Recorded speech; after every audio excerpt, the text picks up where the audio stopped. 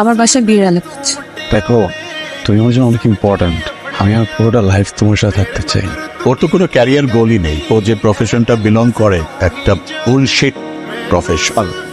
Kaiser আমার বাসা থেকে বের হো, just because I love you. আমি আমার দারওয়ান আজকে ডাকতেছিলাম, আর এটা কোনো ওয়ার্নিং না, এটা আমার ফাইনাল ডিসিশন। রসুন, হয় হাসো না হয় তাকিয়ে থাকো, দুটো একসাথে পড়ো না। আমার দুর্বল হৃদয় তো দিতে পারে না। মাঝে মাঝে মনে হয় তোমাকে ব্যাঙের মতো করে খেয়ে ফেলি। Thank you. বাড়িওয়ালা এত প্রেশার দিচ্ছিল। প্রকাশক কি বললো? কি আর বলবে, মিষ্টি কথায় কাজ হবে না। এক হাতে পাণ্ডুলিপি দিন, আর এক হাতে টাকা নিন। আমি একটা কথা বলি, মনোযোগ দিয়ে শোনো। যদি রাইটিং কে প্রফেশন হিসেবে নিতে চাও, তাহলে ধ্যান, ধারণা, জ্ঞান সবকিছুতেই শুধু এটাতেই মনোযোগ দাও। কারণ জীবনে কোথাও ফোকাস না করলে, মনোযোগ না দিলে সাকসেসফুল মানুষ হতে পারবা না। হ্যালো, হ্যাঁ কেমন আছো? হ্যাঁ, ওই যে গণপূর্তের কোনো খারাপ খবর না তো? মেয়েকে চিনতে পারছেন? ওনার ছেলে আপনার জন্য আপনার নাকের উপর কবিতা লেখা নিষেধ, পিছলে যাবে। চোখের উপর কবিতা লেখা নিষেধ, দুঃখে বা অতি সুখে ঝরে যাবে। আমি বরং তোমার কানের উপর কবিতা লিখি, দুল ভেবে পড়ে নেবে। আমার বাসায় বিড়াল আছে। কার? আমার বাবার। কি বলো? সবকিছু জোক জোক জোক হিসেবে নিতে নিতে সিরিয়াস টপিক গুলো জোক মনে হয় তোমার, তাই না? Sorry sorry sorry sorry sorry, মজা করবো না। আমি বুঝতে পেরেছি বাসায় তোমার বিয়ের কথা চলছে, এখন তুমি জানতে চাচ্ছ এ বিষয়ে আমি কি করব, কি বলতে চাই। এই তো, এই প্রসূন প্রসূন প্রসূন, ডন, দেখো, তুমি আমার জন্য অনেক ইম্পর্ট্যান্ট। আমি আমার পুরোটা লাইফ তোমার সাথে থাকতে চাই। তুমি যদি আজকে বলো আজকে, তুমি যদি বলো 10 বছর পরে, আমি 10 বছর ওয়েট করবো। আমার কাছে তোমার থেকে বেশি ইম্পর্টেন্ট কিছুই না পাশো। প্লিজ মন খারাপ করো। বাবা আচ্ছা ঠিক আছে। কাইজান, বাবার সাথে সাবধানে ভালো করে সুন্দর করে কথা বলবা। বাবা কাইজান, তোমরা একটু বসো, আমি চা বানিয়ে আসি। ঢাকায় থাকো? জি, স্কুলের সার্টিফিকেট পাওয়া পর্যন্ত মফস্বলে বড় হয়েছি। এবার তো আব্বা মা মারা গেলেন, পরে ঢাকা চলে আসছি। আত্মীয় স্বজন? ওনারা বহল তবিয়াতে আছেন। আমার বাবার যা কিছু ছিল সবকিছু দখল করে ওনারা ভালো আছেন, আমিও আমার মতো আছি, এগুলো নিয়ে চিন্তা করি না। 3 বেলার জন্য যা কিছু প্রয়োজন হয় এতটুকু আমি জোগাড় করে নিই। এই কিন্তু একটা বেসিক রিকোয়ারমেন্ট তো প্রত্যেকটা মানুষেরই থাকে। আমি প্রশ্নের কাছে যেটা শুনলাম, তুমি কখনো জব বা বিজনেস কিছুই করবে না। বাবা অ্যাজ এ রাইটার কিন্তু ও অনেক পপুলার। মানুষজন বলে একদিনও হুমায়ুন আহমেদের মতো বড় হবে। একদিন? এখন তো না। ওর তো কোনো ক্যারিয়ার গোলই নেই। ও যে প্রফেশনটা বিলং করে এটা তো কোনো ফিউচার নেই, একটা বুলশিট প্রফেশন। সরি আঙ্কেল, কি বললেন আরেকটা বার একটু? আমি বলেছি বুলশিট প্রফেশন। আপনার কাছে মনে হচ্ছে যে রাইটিং প্রফেশন বুলশিট। ভালো কোন প্রফেশন মনে হয় আপনার কাছে? দুর্নীতি করা, ঘুষ খাওয়া। খারাপ? কি বলছো তুমি? আঙ্কেল চিৎকার করবেন না। আপনি আপনার বুকে হাত দিয়ে বলেন তো, এই যে আপনার বাড়িতে আপনি দামি সোফা রেখেছেন, আপনি যে লাইফস্টাইল মেনটেন করেন, আপনি যে স্যালারি পান ওটাতে যায়, ঘুষ খান না? কাইজার, এটা দেখার দায়িত্ব কি তোমার? তুমি কার সাথে কথা বলছো জানো? আমি ঘুষখোরের সাথে কথা বলছি। Shut up! তোমার বাবা মা তোমাকে কোনো শিক্ষা দেয়নি? আঙ্কেল প্লিজ বাবা মাকে নিয়ে কথা বলবেন। Shut up! তুমি আমার বাড়িতে এসে কথা বলছো, আমাকে অপমান করছো। আপনি বাবা মাকে নিয়ে কথা বলবেন না প্লিজ। তোমার বাবা মা হচ্ছে অশিক্ষিত, মূর্খ, এবং তুমিও তাই হয়েছো। আপনি কি মানুষ নাকি জানো? আর সে তখন থেকে দেখছি বাবা একটা কথা বলে তুমি কথা বলে যাচ্ছ কেন? কি সমস্যা তোমার? উনি একটা বয়স্ক মানুষ, শুনি না হয় তোমার কোনো কথায় বিরক্ত হয়েছে, তার একটু মুখটা বন্ধ করে রাখো। প্রফেশনাল কথা। মুখ বন্ধ করো কাইজার। কাইজার আমার বাবা হচ্ছে নিয়ে কাইজার আমার বাসা থেকে বের হো, just because I love you. আমি আমার দারওয়ান আজকে ডাকতেছিলাম, আর এটা কোনো ওয়ার্নিং না, এটা আমার ফাইনাল ডিসিশন। আমার সাথে আর কোনো ধরনের যোগাযোগ করবে না, বের হো। আমি তো বাবা মাকে নিয়ে বের হো, কাইজার।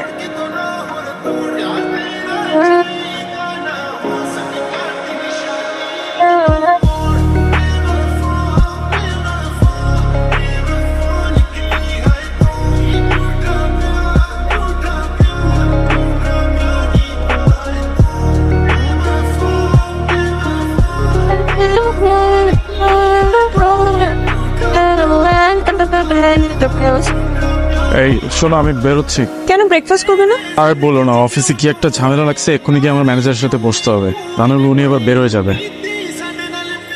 তোমার আমি কতবার সাবধান করছি, কথা শুনো নাই, করতেই দাও নাই। কোম্পানির পলিসির বাইরে গিয়ে দিনের পর দিন অনিয়ম করছো, ঘুষ খাইছো, মনে করছো কিচ্ছু হবে না, কেউ জানবে না। এখন তদন্ত হবে, চাকরির আশা করো না। কিভাবে জেলে যেতে না হয় সে ব্যবস্থা করো। স্যার আপনারা শুধু শুধু ভয় পেয়েছে, এসব লেটার ফেটার কিচ্ছু না স্যার। যে তদন্ত কমিটি বসেছে ও সব তো সিইও স্যারের টাকা খাওয়ার ধান্দা। 2-3টা বান্ডেল দিয়ে দিলে সব কিছু ধান্দা। ট্রাই করে দেখো যদি কিছু করতে পারো। ইয়ে স্যার আজ দেখা করতে পারবেন না। কেন আপনি স্যারকে বলেন নাই আমি হাসিম সাহেবের রেফারেন্স আসছি? আমি বলেছি, তারপরে উনি দেখা করতে পারবেন না। Sorry, thank you. কি হয়েছে তোমার? কিছু তো একটা হয়েছে, বলো আমাকে। অফিসের একটা ফাইন্যান্সিয়াল প্রজেক্ট নিয়ে অনেক বড় ঝামেলা হয়ে গেছে। তো প্রজেক্টের রেসপন্সিবিলিটি ছিল আমার উপর। এখন না আমি বুঝতেছি না সেটা কি। তো ম্যানেজার স্যার তো তোমাকে অনেক স্নেহ করো, উনি কোনো হেল্প করতে পারবে না? স্যারকে বেশ কয়েকবার বলছি, স্যার কেন জানি বারবার এরকম বিষয়টা অ্যাভয়েড করে যাচ্ছে। কিচ্ছু হবে না, এত টেনশনের কিচ্ছু নেই। কালকে আমি যাবো, যে ওনার সাথে কথা বলবো একটু কি করেছে। আচ্ছা দেখেন, আপনার আসলে অনেক আপসেট হয়ে পড়েছে। আসলে আপনি তো সবসময় ওর গার্জিয়ান ছিলেন, এখন এরকম একটা সিচুয়েশনে আসলে ওকে কিভাবে কি বলা উচিত। আগের সিইও থাকলে আমি খুব সহজেই ব্যাপারটাকে ম্যানেজ করতে পারতাম, কিন্তু এখন যিনি আছেন খুব স্ট্রিক্ট। ম্যানেজার তো ইন ডিটেলস কিছু বললো না, খালি বললো ডিসিপ্লিনে এসো। আসলে ব্যাপারটা কি? আরে ঘন্টার ডিসিপ্লিন, যত সব রাবিশ কথা। যদি রাবিশ হয় তাহলে তো তুমি এত চাপে থাকতে না, তাই না? প্লিজ আমাকে বলবো ব্যাপারটা কি। এটা ফাইন্যান্সিয়াল প্রজেক্টের প্রবলেম, বড় একটা ঝামেলা হয়েছে। ওয়েট, ফাইন্যান্সিয়াল প্রবলেম বলতে কি বলতেছো? তুমি কি ঘুষ খাও? রোশন, এই যুগে ঘুষ কে না খায়? তোমার বাবাকে দেখো, তোমার বাবা কি এত বড় বাড়ি, লাক্সারি গাড়ি, এমন লাইফস্টাইল বেতনের টাকা দিয়ে করছে? ঘুষের টাকা দিয়ে করছে। এই তদন্ত কমিটি না থাকলেও তো আমি এই প্রবলেম এক চুটকিতে ম্যানেজ করে ফেলতাম। এটা আমার জন্য কোনো ব্যাপারই ছিল না। এখন তদন্ত কমিটি সিও স্যারের ভয়ে একটু এদিক সেদিক করতে পারতেছেন। তুমি একটু প্লিজ কথা বলো। কাজার, টিমের সবাইকে কনফারেন্স রুমে আসতে বলুন। হ্যাঁ কাজার, বাপি সাহেব, আমাকে বলুন আমি করে আসতে।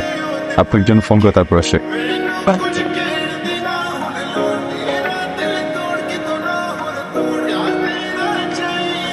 দিন সম্মত।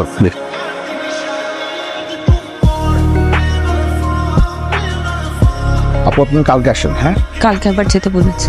এই মহান আদর্শবান সিওর বাচ্চা যে কয়জনের নাম লিস্ট করছে প্রত্যেকটাকে জেলে পাঠাইছে। প্রশ্ন তুমি প্লিজ আরেকবারের জন্য লাস্ট ট্রাই করবা। তুমি প্লিজ আরেকটা বার একটু কথা বলে দেখো। আপনি একটু কাইজারকে ফোন করেন, কখন আসবে সেটা অ্যাটলিস্ট আমাকে জানান। সরি ম্যাম, আমাদের এরকম কোনো নিয়ম নেই স্যারকে ফোন করার। আমার সাথে কথা বলার জন্য কি 5টা মিনিট সময় নেই তোমার হাতে? ম্যাডাম, আপনি এখানে ম্যাডাম, প্লিজ ম্যাডাম। সেট বলুন। আমার হাজব্যান্ডের নাম আবরার ফাহিম। ওর এগেনস্টে তদন্ত কমিশন গঠিত হয়েছে, কিন্তু ও কিছু করে না। যে ইনভেস্টিগেশনে কি হচ্ছে বিশেষভাবে খেয়াল রাখবেন, অপরাধী যেন সর্বোচ্চ শাস্তি পায়। আপনি আসতে পারেন। মাই গড, কাইজার, ওই ভ্যাগাবন ছেলেটা এখন সিইও? How is possible? ও এখন বাগে পেয়ে আমাদেরকে প্রতিশোধ নিতে যাচ্ছে। আমি অফিসে গিয়ে কথা বলবো, দেখি কি করে। কাইজার, তুমি কি আমাকে চিনতে পেরেছো? জি না, কে আপনি? আমি প্রসূনের বাবা। সরি, কোন প্রশ্ন? আমি আসলে এসেছিলাম আবরার ফাহিমের ব্যাপারে কিছু বলার জন্য। ছেলেটার যদি এখন জেল জরিমানা হয়, আমার মেয়েটার দুধের বাচ্চাকে নিয়ে অসহায় অবস্থা করবে। তো এখানে আমার কি করার আছে বলুন?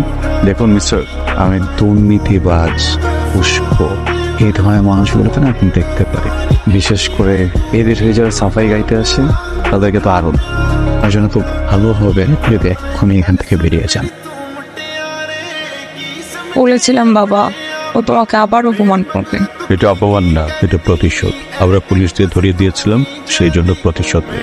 না বাবা, কাইজানের প্রত্যাখ্যান মানতে পারে না। চাকরি, সাফল্য, দুনিয়াদারি এইসব কিছুই ওর মাথায় কখনো ছিল না। সরল সাদামাটা জীবন ছিল। কাইজার, তুমি কি চাও আমার থেকে? আমার জীবনটা কি তুমি তছনছ করে দিতে চাও? তুমি কি আমাকে রাস্তায় ফেলে দিতে চাও? তুমি আমাকে পথে বসাতে চাও? তুমি কি চাও আমি আমার বাচ্চাটাকে নিয়ে রাস্তায় রাস্তায় ঘুরে বেড়াই? কি করলে তোমার একটু শান্তি হবে বলো? তোমার অনেক রাগ না আমার উপরে? কি তোমার সাথে পার্সোনাল সময় কাটালে তুমি খুশি হবা? তুমি আমাকে তখন শান্তি দিবা? না। মিসেস ফাহিম, আমি খুবই দুঃখিত আপনাকে একটা জায়গায় ডেকেছি। আসলে যে বিষয়ে আপনার সাথে কথা বলবো এটা আপনার জন্য খুব সম্মানজনক না, তাই অফিসের সবার সামনে বলতে চাইনি। আপনি বেশ কয়েকবার অফিসে এসেছেন আমার সাথে কথা বলার জন্য, কিন্তু আমি আপনাকে সময় দিইনি। আপনি নিশ্চয়ই ভেবে নিয়েছেন এর পিছনে ব্যক্তিগত কোনো কারণ আছে। বোন, আমি এবং আমার কোম্পানি আমরা প্রফেশনাল, তাই ডকুমেন্টস ছাড়া আপনার সাথে কথা বলতে চাচ্ছিলাম।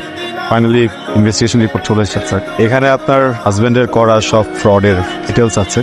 তাই সচেতন মানুষ হিসেবে পুরোটা দেখে আমাদের বলবেন এখন আপনার হাজবেন্ডের সাথে আমাদের কি করা উচিত। তোমার যেটা ভালো না তুমি করো, আমার তোমাকে বলার কিছু নেই।